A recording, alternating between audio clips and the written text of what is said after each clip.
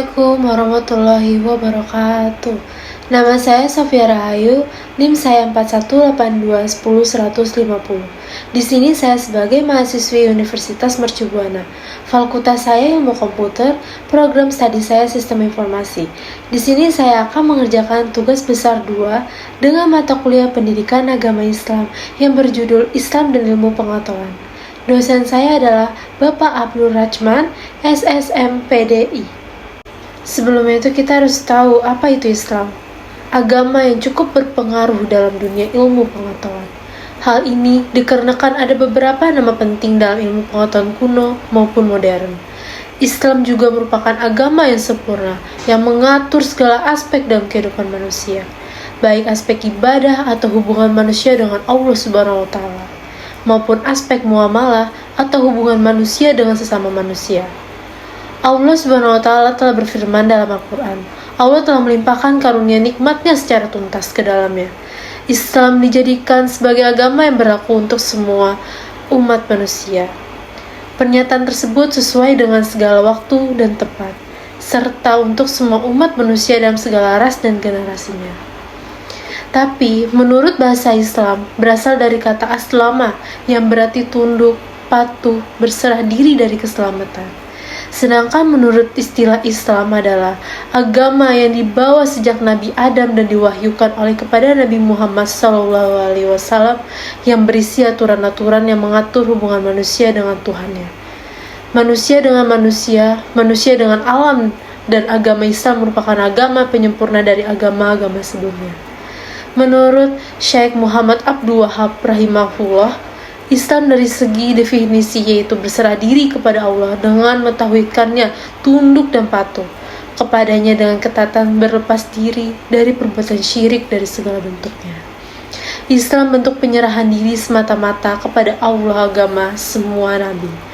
Agama yang sesuai dengan fitrah manusia, agama yang menjadi petunjuk manusia, mengatur hubungan antara manusia dengan Rabbnya dan manusia dengan lingkungannya. Agama rahmah bagi semesta alam yang merupakan satu-satunya agama yang diridhoi Allah. Agama yang sempurna dengan beragama Islam, setiap muslim memiliki landasan tauhidullah dan menjalankan peran dalam hidup berupa ibadah atau pengabdian vertikal dan khalifah atau pengabdi horizontal yang bertujuan meraih ridho dan karunia Allah. Islam yang mulia dan utama akan menjadi kenyataannya dalam kehidupan duniawi apabila benar-benar diimani, dipahami, dihayati, dan diamalkan oleh seluruh muslimin secara totalitas atau kafah. Pengamalan Islam secara totalitas dan sungguh-sungguh akan melahirkan manusia yang memiliki kepribadian muslim, kepribadian mukmin, kepribadian muhsin dan muttaqin. Setiap muslim memiliki kepribadian tersebut dituntut untuk memiliki akidah berdasarkan at-tauhid al-khalis atau tauhid yang bersih, dan istiqomah terhindar dari kemusyrikan, bidah dan kufrafat. Memiliki cara berpikir bayani atau paham yang komitmen terhadap nas Al-Quran dan Al-Hadis, burhani atau rasional, logis dan ilmiah, dan irfani atau ketajaman hati nurani, stabilitas emosi dan kekuatan spiritual intuisi. Yang selanjutnya berimplikasi pada ucapan, pikiran, ditindakan yang mencerminkan akhlak karimah dan rahmatan lil alamin. Islam berasal dari kata as-salmu, aslama, istaslama, salin, dan salam. Dari yang saya sebutkan, Islam terdapat berasal dari kata-kata. Saya akan menyebutkan apa saja Islam yang berasal dari kata-kata tersebut. Yang pertama, as-salmu, damai, perdamaian. Maksudnya Islam adalah agama yang damai dan setiap muslim hendaknya menjaga perdamaian itu. Yang kedua, aslama, taat, berserah diri. Maksudnya seorang muslim hendaknya berserah diri pada Allah dan mengikuti ajaran Islam dengan taat. Contohnya seperti sholat, kita harus taat pada sholat 5 waktu. Yang ketiga, istaslama, yaitu berserah diri, bersih dan suci dari hati, merupakan gambaran hati seseorang muslim yang bersih, suci dari sifat syirik dan menyekutukan Allah. Yang keempat, salam, selamat. Keselamatan Islam termasuk agama yang penuh keselamatan. Jika seseorang muslim menjalankan ajaran dengan baik, maka Allah menyelamatkannya baik di dunia maupun akhirat. Di Islam terdapat makna yaitu Islam dibawa oleh Nabi Muhammad SAW untuk manusia sebagai petunjuk untuk meraih kebahagiaan di dunia dan di akhirat. Inti dari ajaran agama ini yaitu bersaksi bahwa tidak ada Tuhan selain Allah dan Nabi Muhammad adalah utusan Allah, mendirikan sholat, menunaikan zakat, berpuasa di bulan Ramadan, dan pergi haji bila mampu. Semua hal tersebut lebih kita kenal dengan sebutan rukun Islam. Islam tersebut ajaran yang sempurna, baik ditinjau dari sisi akidah maupun syariat-syariat yang diajarkan, yaitu yang pertama, Islam memerintahkan untuk mentauhidkan ta'ala dan melarang kesyirikannya. Yang kedua, Islam memerintahkan untuk berbuat jujur dan melarang dusta. Yang ketiga, Islam memerintahkan untuk berbuat adil dan melarang aniaya. Yang keempat, Islam memerintahkan untuk menunaikan amanat dan melarang berkhianat. Yang kelima, Islam memerintahkan untuk menepati. Terdapat ruang lingkup ajaran Islam. Yang pertama, aspek keyakinan yang disebut akidah, yaitu aspek radikal atau keimanan terhadap Allah Ta'ala dan semua yang difirmankan untuk diyakini. Yang kedua, aspek norma atau hukum yang disebut syariah, yaitu aturan-aturan Allah Ta'ala yang mengatur hubungan manusia dengan Allah Ta'ala, sesama manusia dan dengan alam semesta. Syariah arti bahasanya jalan sedang, arti istilahnya ialah peraturan Allah yang mengatur hubungan manusia dengan tiga pihak Tuhan, sesama manusia dan alam seluruhnya. Yang ketiga, aspek perilaku yang disebut ihsan atau akhlak, yaitu sikap-sikap perilaku yang nampak dari pelaksanaan akidah dan syariah. Di sini saya akan menjelaskan dari tujuan-tujuan Islam. Yang pertama, memelihara agama atau kita sering sebut Hifz al-Din, atau untuk melindungi agama merupakan hak memeluk dan meyakini seseorang boleh dan berhak memeluk agama yang diyakini secara bebas tanpa gangguan. Contohnya, dengan melaksanakan sholat dan zakat, sedangkan dari segi pencegahannya dilakukan dengan jihad atau hukumnya bagi orang-orang murtad. Yang kedua, memelihara akal atau hifz al-aqli untuk melindungi pikiran atau akal berakal dari hal ini, maka segala hal yang menyebabkan hilangnya akal menjadi tidak boleh termasuk di dalamnya mengonsumsi narkoba atau minuman keras. Termasuk dalam hal ini adalah kebebasan berpendapat secara aman bagi setiap orang.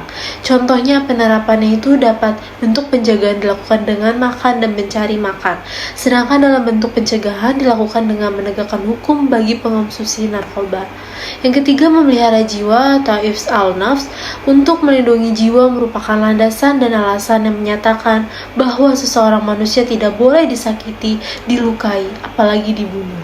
Contohnya, penerapannya adalah dengan makan dan minum, sedangkan dari segi pencegahan dilakukan dengan cara qisas dan diyat. Yang kelima, melihara harta atau hifz al-mal untuk melindungi harta, menjamin bahwa setiap orang berhak memiliki kekayaan harta, benda dan merebutnya dari orang lain merupakan hal yang dilarang.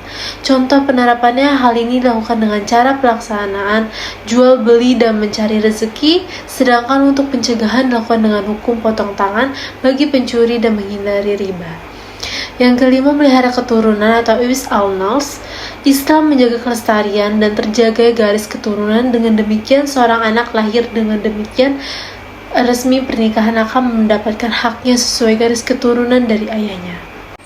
Terdapat fungsi hukum Islam. Yang pertama, fungsi ibadah ajaran Allah yang harus dipatuhi umat manusia, dan kepatuhannya merupakan ibadah sekaligus juga merupakan indikasi keimanan seseorang.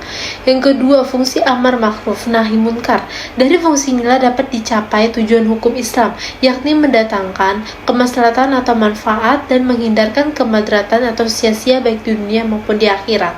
Yang ketiga, fungsi zawajir. Adanya sanksi hukum mencerminkan fungsi hukum Islam sebagai sarana pemaksa dan melindungi umat dari segala perbuatan yang membahayakan. Yang keempat, fungsi takdim wa islah al-ummah sebagai sarana untuk mengatur sebaik mungkin dan memperlancarkan interaksi sosial. Terdapat sumber hukum Islam. Yang pertama, Al-Quran. Hukum Islam yang pertama yaitu Al-Quran, firman Allah yang diturunkan kepada Nabi Muhammad SAW. Al-Quran membuat kandungan-kandungan yang berisi perintah, larangan, anjuran, kisah Islam, ketentuan hikmah dan sebagainya. Al-Quran menjelaskan secara rinci bagaimana seharusnya manusia menjalani kehidupannya. Yang kedua, hadis. sesuatu yang melandaskan pada Nabi Muhammad SAW.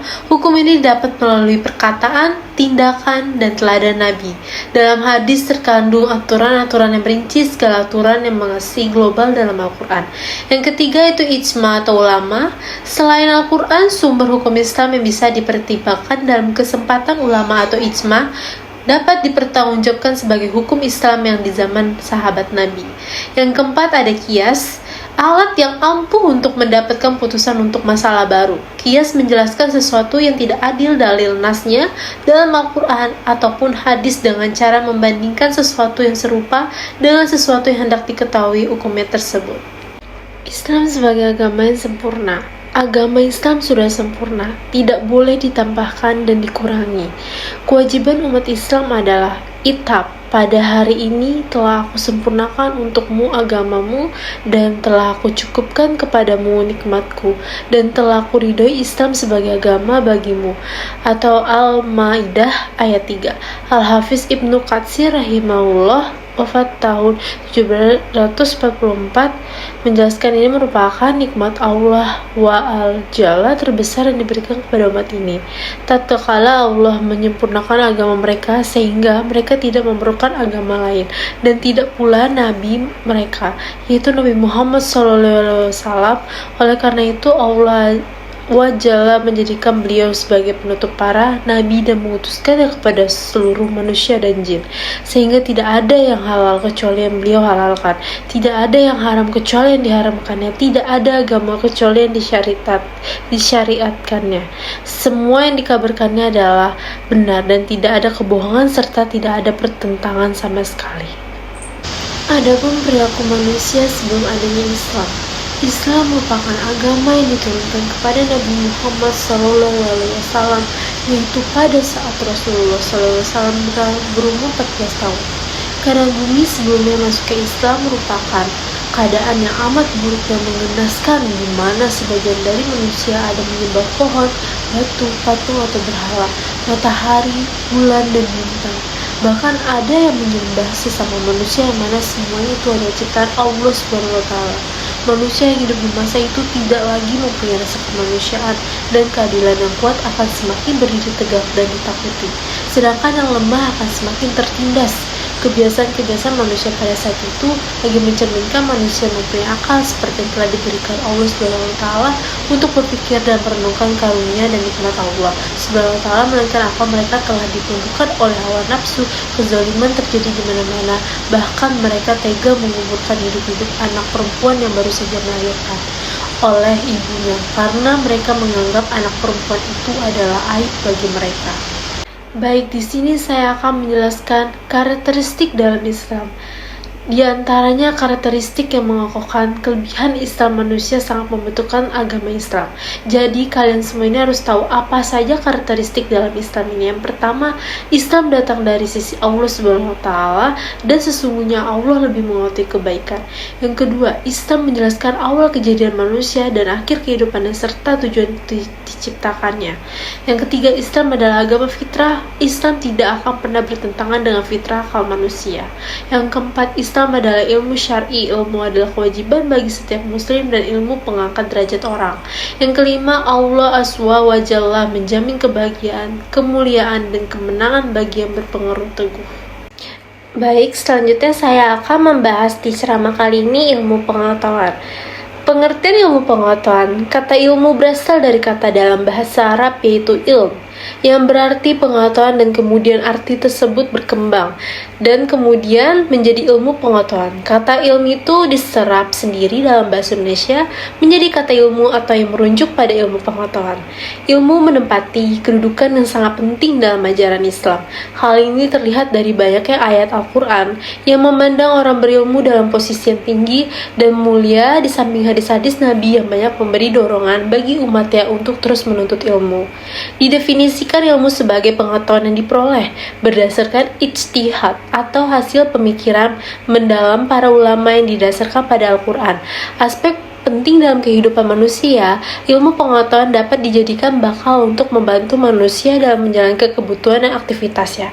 Dengan ilmu pengetahuan, manusia dapat membedakan perkara yang benar atau yang salah. Selain itu, manusia ke arah yang lebih baik. Penerapan ilmu pengetahuan perlu diimbangi oleh pembentuk akhlak dan nilai-nilai kemanusiaan yang baik, sehingga dapat membawa perubahan ke arah yang positif. Apabila penerapan ilmu pengetahuan ini salah digunakan, maka akan membawa keburukan atau malapetaka bagi umat manusia dalam kehidupan sosial. Ilmu pengetahuan merupakan hal yang paling berharga dibandingkan dengan harta atau kekayaan. Karena ilmu pengetahuan dapat dikembangkan sehingga mampu mendatang harta maupun di akhirat. Ilmu pengetahuan dalam pandangan Islam hukumnya wajib bagi semua orang untuk bekal kita di kehidupan masa kini maupun masa yang akan datang. Ilmu pengetahuan dalam Islam itu berupa Al-Quran, hadis yang berdasarkan pedoman hidup bagi umat, dan ilmu pengetahuan bukan merupakan dua hal yang bertentangan. Islam mewajibkan seluruh umatnya untuk bersungguh-sungguh dalam menuntut ilmu.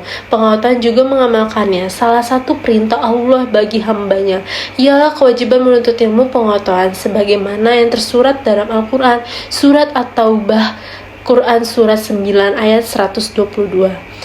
A'udzu billahi minasyaitonir rajim. Bismillahirrahmanirrahim.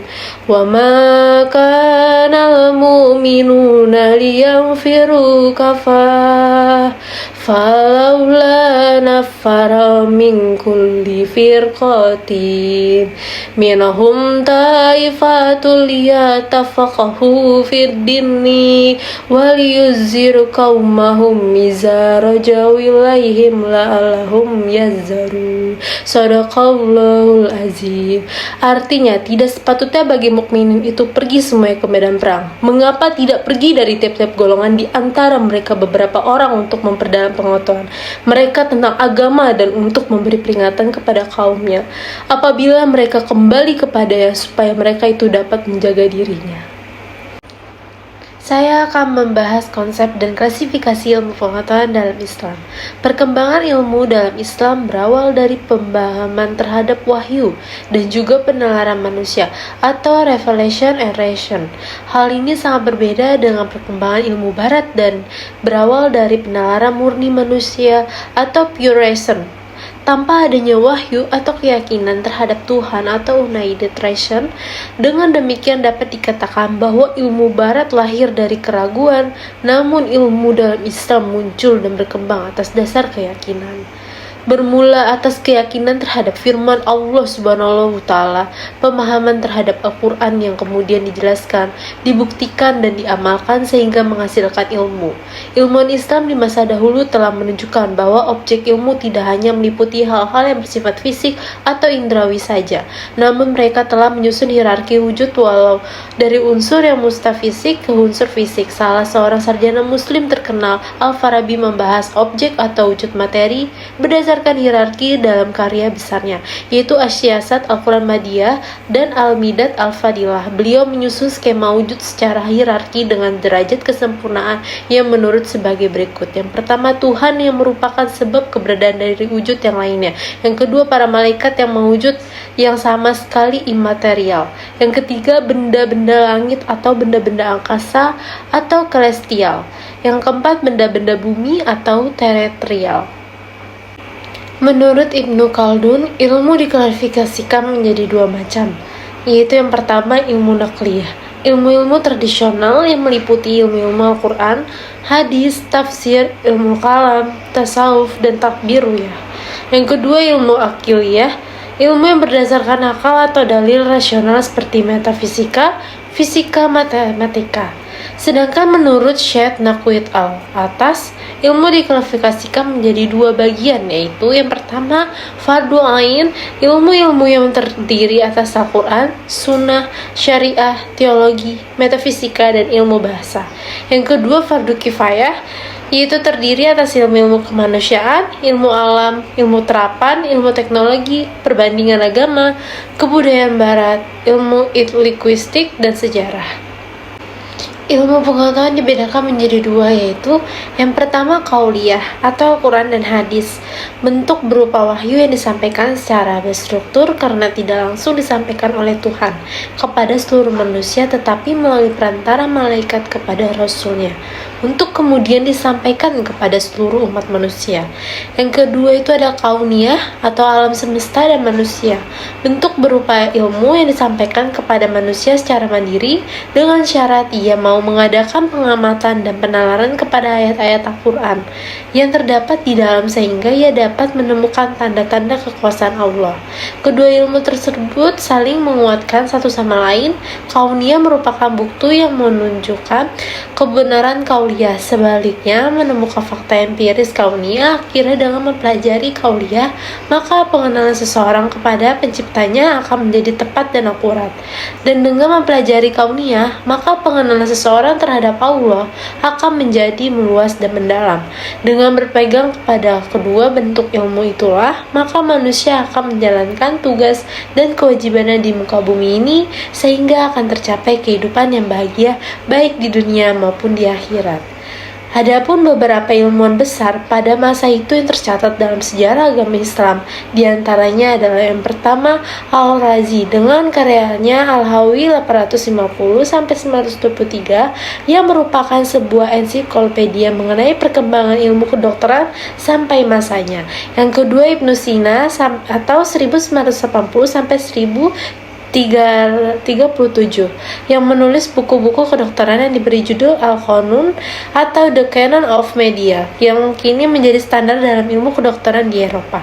Yang ketiga Al-Khawarizmi atau algoritma yang menulis buku Al-Jabar pada tahun 825 Masehi sampai Ibnu Rus 1926-1998, seorang filosofi yang banyak menerjemahkan karya Aristoteles, atau Al-Idris 1910 yang peta kerajaan Sisila di Eropa, Jabir Ibn Hayna, dan Al-Biruni yang merupakan ilmuwan di bidang kimia. Kewajiban menuntut ilmu dalam Islam. Pada Nabi Muhammad, Allah memberi berbagai ilmu-ilmu yang diberikan. Tercermin dalam kehidupan sebagai Rasulullah adalah contoh hidup Al-Quran dalam praktik. Yang menurut sunnah Nabi Muhammad, manusia dalam hubungan dengan ilmu dapat dikelompokkan menjadi tiga, yaitu yang pertama orang berilmu atau alim, yang kedua pencari ilmu atau muta'alim, yang ketiga orang awam. Klasifikasi ilmu dalam Islam menurut ulama Islam dapat digolongkan menjadi tiga, yaitu yang pertama al-maqulat, semua ilmu-ilmu agama yang disimpulkan dari atau mengacu kepada tafsir, usul al-tafsir, hadis, dan al-hadis. Yang kedua al-maqulat, semua ilmu di mana akal pikiran memegang peranan penting. Yang ketiga al-nafsyufat, ilmu yang diterima langsung dari sumber ilahi tanpa keterlibatan India maupun pikiran spekulatif. Islam dan cabang ilmu pengetahuan masyarakat. Barat membagi ilmu pengetahuan dalam tiga cabang utama, yakni ilmu pengetahuan alam, ilmu pengetahuan sosial, dan ilmu pengetahuan humaniora. Islam memiliki kaitan dengan ketiga ilmu tersebut, diantaranya adalah yang pertama Islam dan ilmu pengetahuan alam, yaitu dalam Islam kita mengenai adanya ayat-ayat qauliyah dan kauniyah. Yang kedua Islam dan ilmu pengetahuan sosial. Banyak sekali cabang ilmu sosial yang dipelajari saat ini, dan ilmu-ilmu tersebut juga tercantum dalam Al-Quran. Yang ketiga, Islam dan ilmu humaniora, ilmu yang menitik beratkan fokusnya pada manusia dan yang menyangkut kehidupan manusia seperti ilmu filsafat. Selanjutnya ada sumber ilmu pengetahuan. Jadi kita harus tahu apa saja. Yang pertama wahyu, yang kedua ilham, yang ketiga naluri, yang keempat akal, yang kelima panca indera. Dengan akal, manusia dapat menimbang dan membedakan antara yang baik dan yang buruk. Walaupun mungkin ia tidak bersifat kebenaran mutlak, namun memadai untuk mengatasi masalah kehidupan seharian. Semua makhluk ciptaan Allah dikaruniakan akal, namun hanya manusia yang dikaruniakan akal, namun hanya supaya berpikir dan menerpakan sifat perkemanusiaan di dalam diri. Allah telah menciptakan manusia dengan 5 panca indera yang digunakan dalam kehidupan sehari-hari untuk beribadah kepada Allah Subhanahu wa taala. Panca indera juga merupakan sumber untuk mendapatkan ilmu pengetahuan yang digunakan beberapa percobaan dalam proses mendapatkan seperti ilmu pengetahuan. Kita harus tahu dalam keutamaan orang berilmu itu yang pertama ada menyadari keesaan Allah, 2 memperbaiki kualitas hidup, 3 memperbaiki diri dan mendekatkan diri kepada Allah, keempat diterima amal ibadahnya, Yang kelima, dimuliakan oleh Allah. Perkembangan ilmu pengetahuan dalam Islam. Periodisasi sejarah dalam peradaban Islam secara garis besar terbagi 3 bagian, yaitu fase klasik dimulai tahun 650 sampai 1250 Masehi, fase pertengahan pada tahun 1250 sampai 1800 Masehi, dan fase modern mulai 1800 sampai sekarang. Pada perkembangan ilmu pengetahuan dalam Islam ada 4 periode, yaitu perkembangan ilmu pada periode awal Islam, Umayyah, Abbasiyah, dan modern. Yang pertama, periode awal Islam. Periode awal Islam ini sering juga disebut sebagai fase yang mana kitab suci Al-Quran baru diturunkan di tengah-tengah umat manusia. Periode ini mulai dari abad ke-7 sampai abad ke-13 Masehi. Periode ini bermula dengan ditandai kemajuan keperustakaan Arab, pengajaran Islam, dan penyebaran pokok-pokok peradaban Islam. Kesukuan atau Kabaliyah dan Aristotik. Corak perkembangan peradaban Islam pada periode ini lebih cenderung meramu antara peradaban Islam dengan konsep-konsep imperium timur sebelumnya, baik dari sisi ekonomi maupun monoteistik yang telah ada. Kemajuan periode tersebut ditandai dengan adanya kreativitas umat untuk mendirikan sebuah konsep negara baru dengan institusi kemasyarakatan yang bisa berjalan institusi negara dengan agama. Ilmu syariat yang bertumpu pada sumber primer Islam, Al-Quran, dan hadis mampu menjawab permasalahan seputar ibadah. Pasca peninggal Rasulullah alaihissalam, termasuk juga munculnya Islam qiraat yang erat kaitannya dengan cara membaca dan memahami kandungan Al-Quran. Dalam rangka penyebaran ilmu qiraat ini, Khalifah Umar mengirim beberapa delegasi untuk penyebaran bacaan yang benar. Antara lain Muadz ibn Jabal ke Palestina, Ubadah ibn Samit ke kota Hibs, Abu Darda ke Damaskus, sementara Ubay bin Ka'ab, Abu Ayyub tetap di Madinah. Ilmu Nahwu Arabic Grammar lahir dan berkembang pesat di 2 kota besar, yaitu Kufah dan Basrah. Sebab kota tersebut banyak ditempati orang-orang yang berbahasa Persia serta kekayaan dialektisia. Tidak hanya berkembangan, namun kemampuan orang Arab dalam berbicara dengan apik yang dibungkus dengan karya sastra juga berkembang pesat pada masa ini. Kemajuan pembangunan juga mengalami konstruksi yang amat pesat. Arsitektur dalam Islam dimulai dengan berdirinya masjid-masjid dibangun sejak Rasulullah, seperti Masjid Quba yang didirikan oleh Rasulullah ketika melakukan perjalanan hijrah sebelum sampai ke Madinah. Yang kedua itu ada masa Umayyah. Sebutan Daulah Umayyah berasal dari nama Umayyah bin Abdi bin Abdi Manaf, salah satu seseorang pemimpin suku Quraisy pada zaman jahiliyah atau para Islam.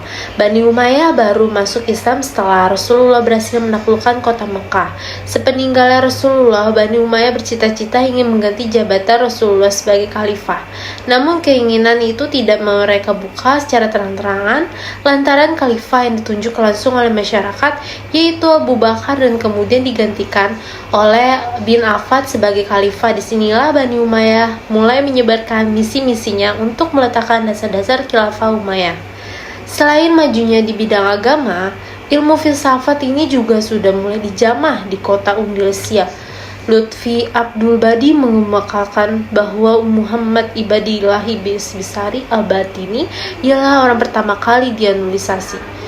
Pada masa Al-Nis sampai puncak di masa Al-Mutasir, seiring berkembangnya ilmu pasti digemari bangsa Arab bersumber pada suku India Sitbat yang diarah-arah Pirahab pada tahun 771. Periode ini antara lain Abu Ubay bin Ubay Balasia, ia seseorang astrolog pakar di bidang ilmu itu, untuk kalangan dikenal dengan sebutan kiblat ahli mendirikan sholat. 3. Masa Abbasiyah. Peradaban Islam mengalami puncak kejayaan pada masa Daulah Abbasiyah. Ilmu pengetahuan pada masa ini sangat maju secara pesat. Kemajuan ilmu pengetahuan pada masa kini disebabkan adanya gerakan terjemah besar-besaran terhadap naskah-naskah asing ke dalam bahasa Arab, terutama naskah-naskah Yunani. Meskipun gerakan terjemah naskah ini masa Umayyah, namun puncak kemasan ada pada Abbasiyah yang paling menonjol dibanding masa Umayyah, yaitu ada perpustakaan dan observatorium Baitul Hikmah. Tempat ini berfungsi sebagai perpustakaan sekaligus tempat pusat pengembangan ilmu pengetahuan. Namun bedanya institusi ini pada masa Harun al-Rasyid direbuh menjadi Qasiyah al-Hikmah, pusat filsafat. Antara Imam Hauza yang merupakan pendiri mazhab Auza'i di Syria, pendiri mazhab besar kedua Malik, dan lahir juga pendiri mazhab Islam besar ketiga. Memiliki kumpulan-kumpulan hadis dalam Musnad Ibn Hanbal yang berisi 30.000 hadis Nabi. Yang keempat itu ada masa modern. Periode modern ini secara umum dimulai dari akhir abad ke-18 hingga saat ini. Tentu dalam perjalanan perkembangan ilmu pengetahuan di semua negara memiliki corak dan pembaru masing-masing. Seperti Indonesia, perkembangan pengetahuan Islam di negara ini tidak bisa lepas dari peran dua organisasi masyarakat besar, yaitu Muhammadiyah didirikan Muhammad Darwis atau kemudian dikenal dengan Ki Haji Ahmad Dahlan. Secara garis besar membawa misi ingin mengajak umat Islam Indonesia di samping belajar ilmu-ilmu agama juga mendalami ilmu-ilmu umum. Keinginan itu kemudian dengan membangun lembaga-lembaga formal. Secara umum organisasi ini dalam bidang pendidikan lebih memfokus pengajaran dengan sistem klasik, yaitu mengajarkan kitab Turats di lembaga non-formal atau yang lebih umum disebut pesantren. Dari ceramah saya tadi tentang materi Islam dan ilmu pengetahuan, kesimpulannya yaitu dalam Islam, ilmu merupakan salah satu perantara untuk memperkuat keimanan. Iman hanya akan bertambah dan menguat jika disertai dengan ilmu pengetahuan. Ilmu tanpa agama buta dan agama tanpa ilmu adalah lumpuh. Islam tidak pernah mendikotomi antara ilmu satu dengan ilmu yang lain.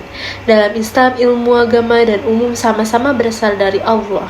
Islam juga sangat menganjurkan umatnya untuk mempelajari setiap ilmu pengetahuan. Memahami setiap ilmu pengetahuan pada prinsipnya adalah memahami ilmu-ilmu yang dipedomankan melalui Al-Quran dan Al-Sunnah.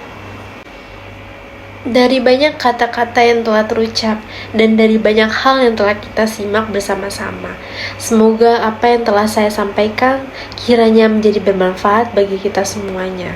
Untuk penutup kata dari ceramah sambutan dari saya ucapkan terima kasih dan wassalamualaikum warahmatullahi wabarakatuh.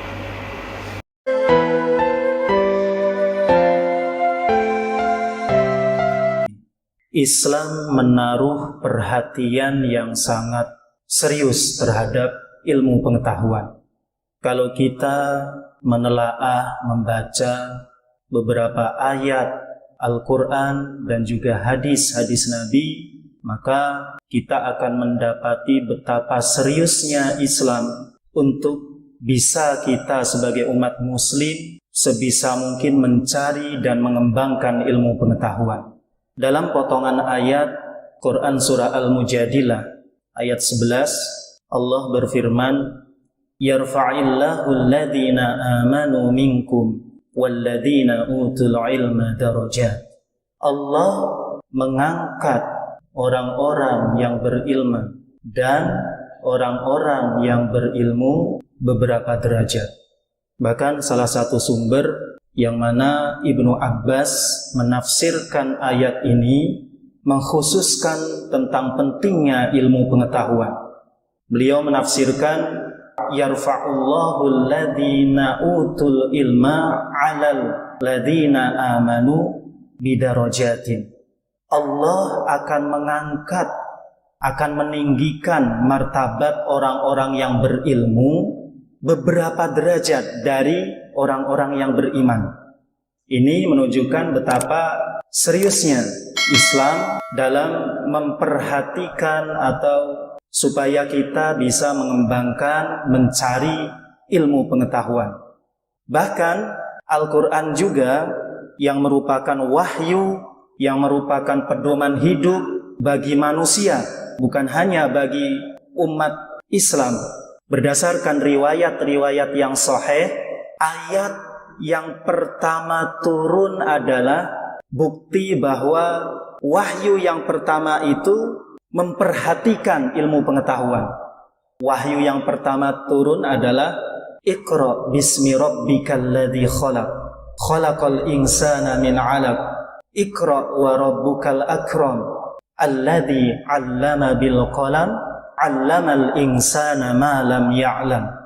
Allah menurunkan wahyu ini kepada Rasulnya Muhammad sallallahu alaihi wasallam supaya Rasul dan umatnya memperhatikan salah satu metode untuk menggali ilmu pengetahuan, yang mana di antara pengertian ilmu pengetahuan itu adalah sekumpulan informasi yang digali, yang diteliti, yang ditata secara sistematis menggunakan metode yang ilmiah untuk mengungkap gejala-gejala alam atau gejala sosial masyarakat berdasarkan ketuhanan yang Maha Esa.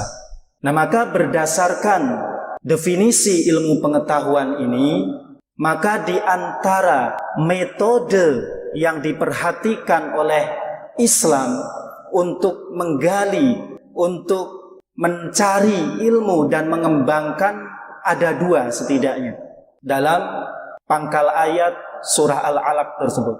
Yang pertama apa? Ilmu pengetahuan itu akan bisa didapatkan tidak lain metode yang efektif adalah dengan cara Iqra. Iqra bismi rabbikal ladzi khalaq. Bacalah dengan nama Tuhanmu yang menciptakan. Jadi membaca itu bisa mengamati, melihat, menganalisa, menggali, meneliti. Nah, itu adalah metode membaca. Nah, ketika kita membaca sesuatu, ketika kita meneliti sesuatu, ketika kita menganalisa sesuatu, kita terbatas, maka libatkanlah Allah di dalamnya. Ilmu pengetahuan itu kalau mengandalkan pengetahuan atau intelektual tanpa melibatkan Allah di dalamnya, nanti akan disalahgunakan. Nah, itu yang pertama metodenya. Metode untuk mencari ilmu pengetahuan adalah dengan cara membaca, meneliti, mengamati, menganalisa setiap apapun yang kita lihat, baik itu ayat-ayat qauliyah, dalam hal ini Al-Quran tentunya. Maka kewajiban kita membaca, memahami, menelaah ayat-ayat Al-Quran. Demikian juga ayat-ayat kauniyah, alam semesta ini, mengungkap gejala-gejala alam, mengungkap gejala-gejala sosial masyarakat, menggunakan metode yang ilmiah. Membaca adalah metode yang efektif untuk mendapatkan atau menggali ilmu pengetahuan. Kemudian yang kedua adalah alladzi 'allama bil qalam. Allah mengajarkan manusia dengan perantara qalam, pena.